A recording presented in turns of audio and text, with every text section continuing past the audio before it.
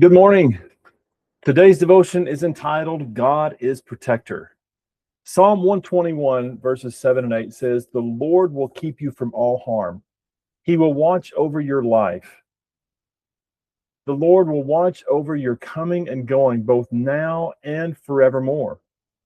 Protection doesn't mean that nothing hard ever happens. We know that better right now than we ever have, right? We're all living through hard things. We're not going to dress that up and make it sound like something that it's not. But protection means nothing happens to us outside of what God allows. And nothing he allows is outside of his ability to use for something we can't fully see yet. See, Satan is real. The Bible doesn't pretend otherwise. There are forces working against us, against our families, against our faith, against the new life that we're trying to build. But those forces, they operate under a limit that we need to understand, because they can only go as far as God permits. And God's not careless with the people that he loves. Job 1:12 said, The Lord said to Satan, Very well then, everything he has is in your power, but on the man himself do not lay a finger. Even in the hardest seasons, even when it feels like everything's coming at us all at once, there is a boundary that's been set and a God that enforces it.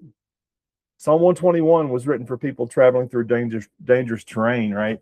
People who were physically at risk with no guarantee of what was waiting around the next bend. The comfort wasn't that the road would suddenly would become safe or that the danger would disappear. The comfort was that the God who made the mountains was watching every single step. Psalm 121, 3 and 4 says, He will not let your foot slip.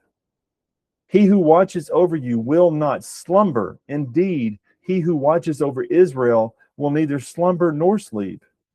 He doesn't take breaks. He doesn't get distracted. He doesn't look away at the wrong moment. He's watching all the time. He's never interrupted.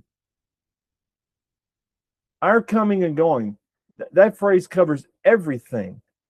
The ordinary moments of our lives, courtrooms, workplace, the drive across town. He's watching all of it, not from a distance, but from up close, not as an observer, but as protector who's personally invested in what happens to us. We don't have to be afraid of what's in front of us today, because the one who goes before us has already been there. And he doesn't send us anywhere he hasn't already prepared.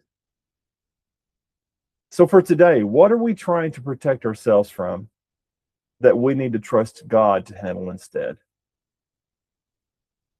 Have a blessed day.